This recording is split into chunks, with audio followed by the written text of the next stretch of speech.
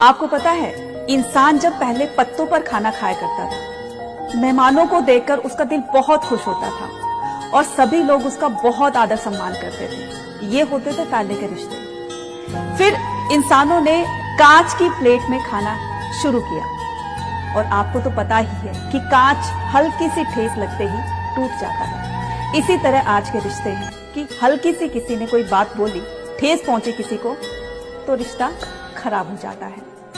फिर अब इंसानों ने डिस्पोजल प्लेट्स में खाना शुरू किया। इसका मतलब ये कि रिश्ते जब तक आपके काम आ रहे हैं तब तक रिश्ता रखो, अदरवाइज जब काम निकल जाए तो उसको फेंको। ये है आज का सच। वो भी क्या दिन थे जब इंसान बहुत मिलकर रहता था, और एक आज का दिन जब हर एक इंसान दूसरों से, इस दुनिया से जब कोई इंसान विदा होने लगता है तो उसके साथ उसके कपड़े, उसके बिस्तर, उसके द्वारा इस्तेमाल की गई हर वो चीज उसके साथ उसके घर से निकाल दी जाती है।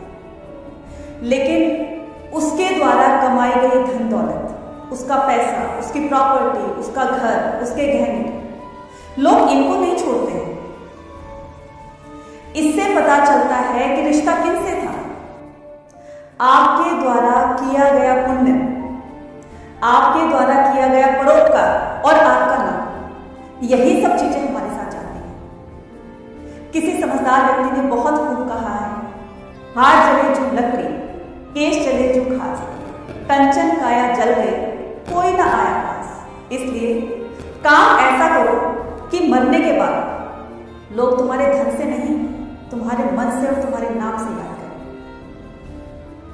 करें। एक बार एक लार्क चिड़िया जंगल में गाना गा रही थी। सामने से एक आदमी कीड़ों से भरा संदूक लेकर आ रहा था। लार्क चिड़िया ने रोककर उसे पूछा कि तुम्हारे संदूक में क्या है।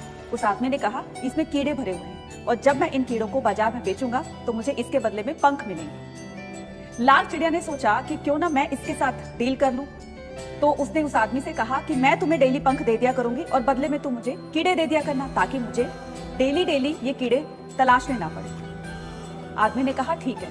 अब आदमी डेली उसको कीड़ों से भरा संदूक देता और इस तरह से चिड़िया अपना एक एक करके उसको अपना पंख देती रही। और एक दिन ऐसा आया जब चिड़िया के सारे पंख टूट गए। अब वो उड़ भी नहीं सकती थी और ना ही वो कीड़े खा सकती थी, और थोड़े ही दिन बाद वो चिड़िया मर गई। इससे हमें क्या शिक्षा मिलती है? इससे शिक्षा मिलती है कि कई बार हम जो रास्ता आसान वाला चुनते हैं ना, वही रास्ता हमारे लिए बहुत मुश्किल भरा होता है।